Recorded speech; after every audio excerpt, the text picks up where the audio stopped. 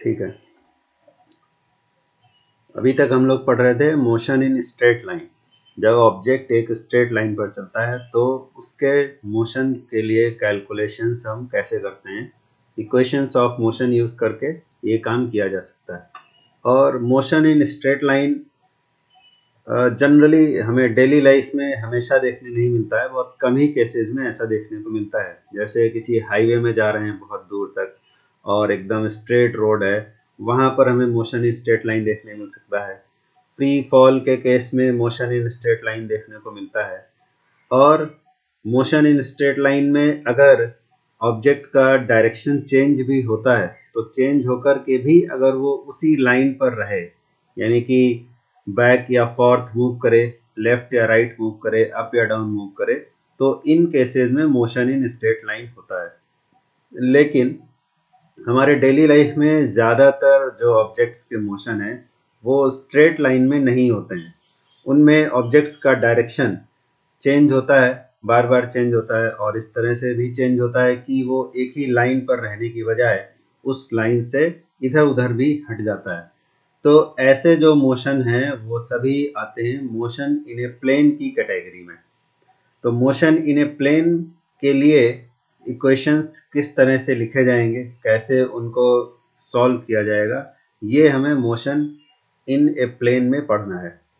तो motion in a plane पढ़ने के लिए एक कॉन्सेप्ट है वेक्टर्स का, जो इस काम को थोड़ा आसान बना देता है। Study of motion in a plane को इजी बना देता है वेक्टर्स का कॉन्सेप्ट। तो ये मोशन इन ए प्लेन पढ़ने से पहले हम लोग पहले पढ़ लेंगे वेक्टर्स। वेक्टर्स क्या होते हैं, उससे हमारा ये काम इजी हो जाएगा। इसीलिए इस नेक्स्ट चैप्टर जो हमारा है मोशन इन ए प्लेन, इसकी शुरुआत हम वेक्टर्स से करेंगे। तो वेक्टर्स क्या होते हैं इसके बारे में कुछ बातें ऑलरेडी पता ही हैं तुम्हें कि वेक्टर किसे कहते हैं, वेक्टर का क्या मतलब होता है।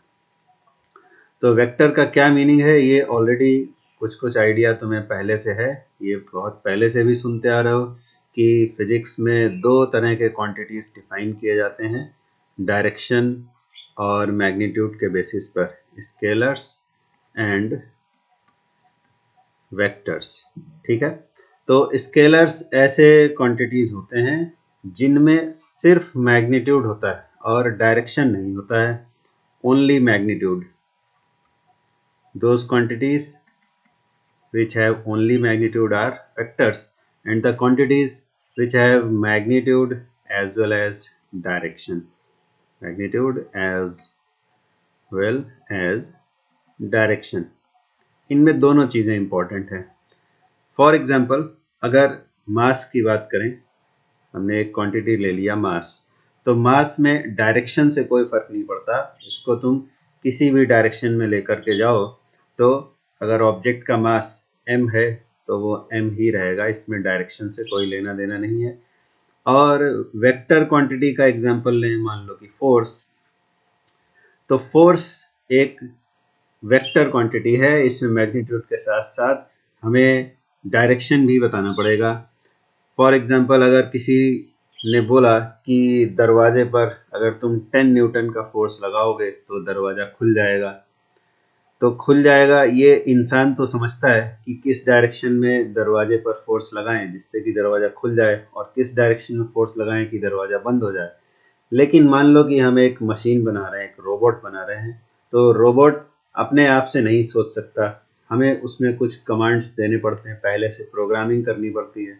तो प्रोग्रामिंग करते समय अगर सिर्फ ये तुमने इंस्ट्रक्शन दे दिया कि दरवाजे पे इस पर्टिकुलर स्ट्रेंथ का मान लो कि 10 न्यूटन का फोर्स लगाओगे तो दरवाज़ा खुल जाएगा या बंद हो जाएगा, लेकिन अब वो जो रोबोट है वो तो मशीन है, वो अपने आप से नहीं समझ सकता कि खुलना और बंद होना का क्या मतलब है। तो उसमें तुम्हें डायरेक्शन भी बताना पड़ेगा कि क्लॉकवाइज में दरवाजे को घुमाना है या एंटी क्लॉकवाइज में घुमाना है, तब दरवाज़ा खुलेगा या बंद होगा। इट मीन्स वहाँ पर हमें डायरेक्शन भी बताना पड़ेगा। इंसान तो खुद से समझ सकता है कि किस डायरेक्शन में हम दरवाजे को घुमाएं तो वो खुलेगा और किस डायरेक्शन में घुमाएं तो बंद होगा। बट जो रोबोट है वो सिर्फ साइंटिफिक लैंग्वेज समझता है, उसे हमें डायरेक्शन भी कमांड में देना पड़ेगा। और एक एग्जांपल, इससे थोड़ा इजियर एग्जांपल है समझने के लिए, जब कोई कहता है कि मेरा घर यहाँ से 500 मीटर दूर है, ऐसा कह दिया 500 मीटर दूर है, बट 500 मीटर दूर है से ये पता नहीं चलेगा कि घर कहाँ पर है। क्या कोई तुम्हारे घर पहुँच जाएगा सिर्फ इतना बता देने कि मेरा घर यहाँ से 500 मीटर दूर है? तुम्हें ये भी बताना पड़ेगा कि किस तरफ जाना होगा। क्या 500 मीटर जमीन के नीचे है, अंडरग्राउंड में रहते हो क्या तुम, या ऊपर आसमान में रहते हो? तो जब तक डायरेक्शन नहीं बताओगे तब तक वो तुम्हारे घर 500 मीटर दूर है बताने से कभी नहीं पहुंच सकता।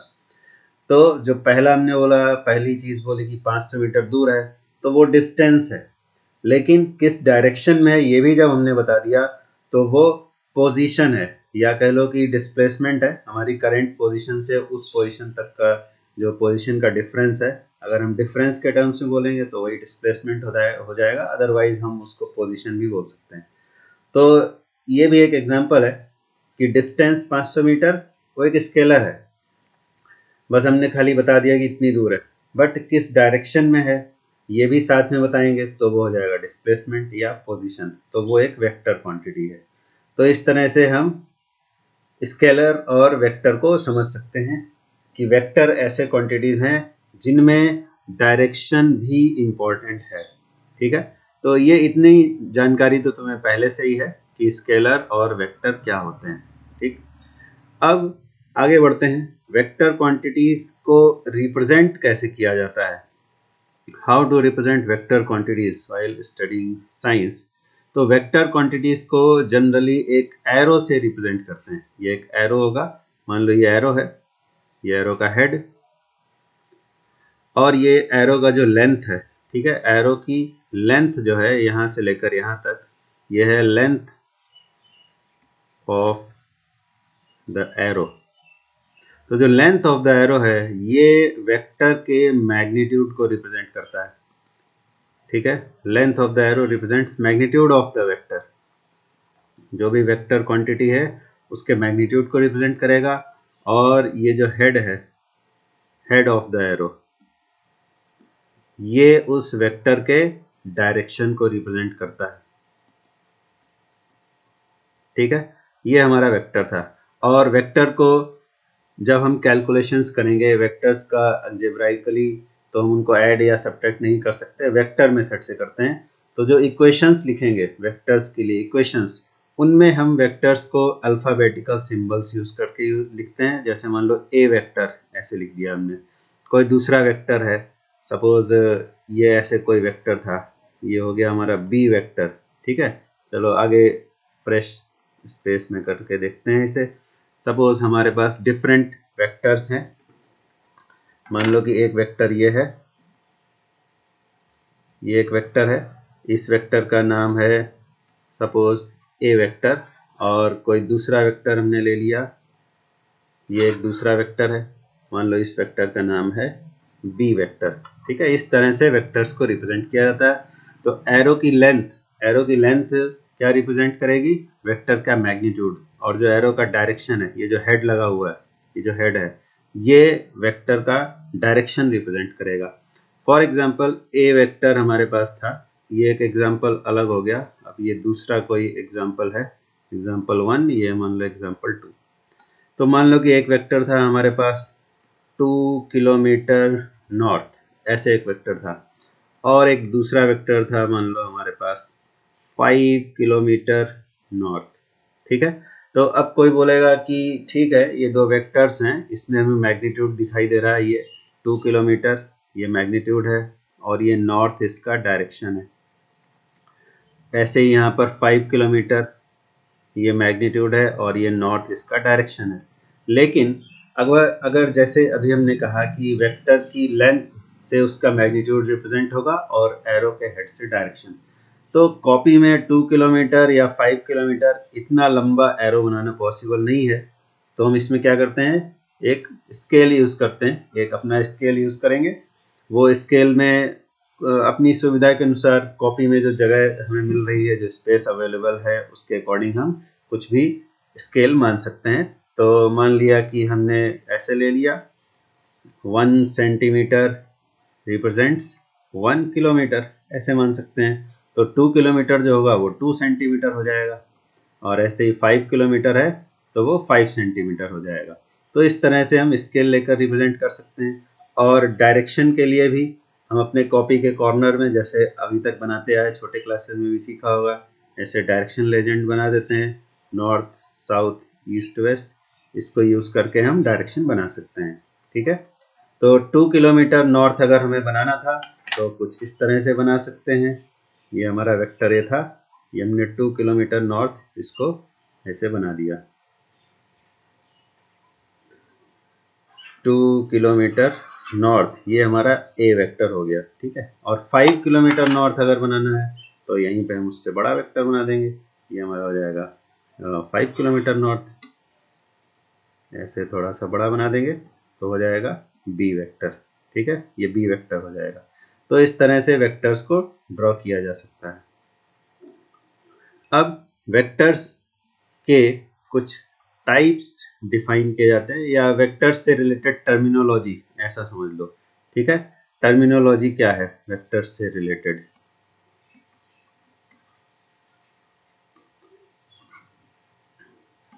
तो अगर दो वेक्टर्स ऐसे हैं जिनके मैग्नीट्यूड सेम है, मान लो ये है हमारा वेक्टर ए और ये दूसरा है वेक्टर बी, इतना बड़ा है वेक्टर बी। ठीक है, तो दोनों वेक्टर्स की अगर लेंथ बराबर है और डायरेक्शन भी सेम है, लेंथ और डायरेक्शन दोनों अगर सेम है, इसका मतलब है कि लेंथ सेम होने का मतलब क्या हुआ कि मैग्नीट्यूड सेम है। ठीक है, और डायरेक्शन भी सेम है, तो ऐसे वेक्टर्स को कहा जाता है इक्वल वेक्टर्स, और उनको इस तरह से लिखते हैं, vector A equal to vector B. तो ऐसे वेक्टर्स जिनके मैग्नीट्यूड और डायरेक्शन दोनों सेम हो तब हम कहेंगे इक्वल वेक्टर्स। लेकिन यहाँ पर कभी कभी कंफ्यूजन हो जाता है, क्या कि वेक्टर का मैग्नीट्यूड तो सेम है लेकिन डायरेक्शन अपोजिट है, ये ए वेक्टर है, ये बी वेक्टर है, तो इनके मैग्नीट्यूड तो सेम दिखाई दे रहे हैं, इनकी लेंथ एक बराबर है, लेकिन डायरेक्शन एक दूसरे से एंटी पैरेलल है। एंटी पैरेलल मीन्स है तो उसी लाइन पर लेकिन एरो का हेड जस्ट अपोजिट डायरेक्शन में लगा हुआ है। तो ऐसे केसेस में वेक्टर्स को कहा जाता है अपोजिट वेक्टर्स, और उनको इस तरह से लिखते हैं, vector A equal to minus of vector B. ठीक है, वेक्टर में माइनस लगा देने का मतलब होता है कि डायरेक्शन अपोजिट हो गया, तो ऐसे वेक्टर्स कहलाएंगे अपोजिट वेक्टर्स, एक दूसरे के अपोजिट डायरेक्शन में। और अगर वेक्टर्स का डायरेक्शन तो सेम है लेकिन मैग्नीट्यूड अलग अलग है, मान लो ये वेक्टर ए और ये वेक्टर बी, इन दोनों के डायरेक्शन सेम है और बी का भी वही डायरेक्शन है जो ए का, यानी कि ए और बी पैरेलल हैं, तो इनको पैरेलल वेक्टर्स बोल सकते हैं। A vector is parallel to B vector. ठीक है, तो यहाँ पर जो वेक्टर्स दिखाई दे रहे हैं ये ए और बी, जो इक्वल वेक्टर्स हैं वो भी पैरेलल होंगे, और ये वाले जो वेक्टर्स हैं ये भी पैरेलल होंगे। तो इसका मतलब है कि वेक्टर्स पैरेलल हो तो वो इक्वल हो ये ज़रूरी नहीं है। ठीक है, पैरेलल मतलब उनके डायरेक्शन सेम होंगे। इक्वल वेक्टर हम सिर्फ तभी बोलेंगे जब उनका मैग्नीट्यूड भी सेम हो, जैसे इस वाले केस में। ठीक है, यहाँ पर डायरेक्शन तो सेम है ही, मैग्नीट्यूड भी सेम है, तभी वेक्टर्स को इक्वल कहा जाएगा। और सिर्फ डायरेक्शन अगर सेम है तो वो पैरेलल वेक्टर्स तो होंगे लेकिन इक्वल वेक्टर नहीं होंगे। ठीक है, और इसी तरह से अगर वेक्टर्स अपोजिट डायरेक्शन में तो हैं, जैसे ये है वेक्टर ए और ये है वेक्टर बी, तो ये वेक्टर्स अपोजिट डायरेक्शन में हैं लेकिन A vector is not equal to minus B vector, यानी कि ये भी अपोजिट वेक्टर नहीं कहे जाएंगे। ठीक है, अपोजिट वेक्टर भी हम तभी कह सकते हैं जब उनके मैग्नीट्यूड बराबर हो। ठीक, सिर्फ डायरेक्शन अपोजिट हो तब अपोजिट वेक्टर होंगे। फिर से समझ लो, ये वाला जो केस है यहाँ पर, इसमें दोनों वेक्टर्स के डायरेक्शन एक दूसरे से अपोजिट हैं, बट फिर भी ए वेक्टर बी का अपोजिट वेक्टर नहीं कहा जाएगा क्योंकि इनके मैग्नीट्यूड्स सेम नहीं है। ठीक है, यहाँ तक बात समझ में आई। और एक चीज यहाँ पर बता देते हैं कि वेक्टर का ये, चलो यहाँ लिख देते हैं, ए और बी क्या है, पैरेलल वेक्टर्स हो गए। ठीक है, और इनको कहा जाएगा एंटी पैरेलल। ये एंटी पैरेलल हैं बट अपोजिट नहीं है। और ये वाले जो हैं यहाँ पर, ये एंटी पैरेलल भी हैं अपोजिट भी हैं क्योंकि इनका मैग्नीट्यूड भी सेम है, डायरेक्शन तो अपोजिट है ही, मैग्नीट्यूड भी सेम है। ठीक है, यहाँ तक बात समझ गए होंगे। और एक चीज़ यहाँ पर छूट गया था, उसको बता देते हैं कि वेक्टर्स को जब सिंबल से लिखते हैं तो उसमें मैग्नीट्यूड और डायरेक्शन कैसे बताया जाता है। ठीक है, तो एक चीज़ ये हो गई। अब आगे बढ़ते हैं, अब पढ़ते हैं एक बहुत इंपॉर्टेंट बात जिसको बोलते हैं यूनिट वेक्टर। ये बहुत ही इंपॉर्टेंट है, यूनिट वेक्टर। यूनिट वेक्टर ऐसे वेक्टर को कहा जाता है जिसका मैग्नीट्यूड होता है 1, यानी कि मैग्नीट्यूड इज यूनिटी, जिसका मैग्नीट्यूड यूनिटी होता है। तो किसी वेक्टर को अगर हम लिखते हैं, जैसे अभी बताया था कि वेक्टर में मैग्नीट्यूड और डायरेक्शन दोनों लिखना है, तो अगर ये हमारा है वेक्टर ए, तो वेक्टर ए को कैसे लिखा जाएगा, उस वेक्टर का magnitude of A vector and direction of A vector. ठीक है, तो कैसे लिखा जाएगा? मैग्नीट्यूड लिखने का तरीका है कि ये जो ए के ऊपर वेक्टर यानी एरो बना हुआ है, उस एरो को हटा दो, सिर्फ ए अगर तुमने लिखा तो वो हो जाएगा मैग्नीट्यूड ऑफ द वेक्टर। ठीक है, और डायरेक्शन फिर कैसे निकाला जाए? देखो ऐसे लिखा है, A vector equal to magnitude of A vector, ये मैग्नीट्यूड ऑफ ए वेक्टर लिख दिया। और डायरेक्शन के बारे में अभी हमें कुछ नहीं पता, तो डायरेक्शन के लिए हम ऐसे ही लिख देते हैं, डायरेक्शन ऑफ ए वेक्टर। तो अगर डायरेक्शन ऑफ ए वेक्टर हमें यहाँ से निकालना हो तो क्या लिखा जाएगा? Therefore direction of A vector equal to क्या आएगा? देखो यहाँ से, देखो क्या आएगा, डायरेक्शन ऑफ ए वेक्टर क्या आएगा? A vector divided by magnitude of A vector. देखो बात समझ में आई? फिर से बता देते हैं कि अगर हमारे पास कोई वेक्टर है तो उसको हम कैसे लिखते हैं? Magnitude of vector A into direction of vector A. ठीक है, ऐसे लिखा जाता है। तो ये पहले ब्रैकेट में जो है ये है मैग्नीट्यूड, और यहाँ जो लिखा है वो है डायरेक्शन।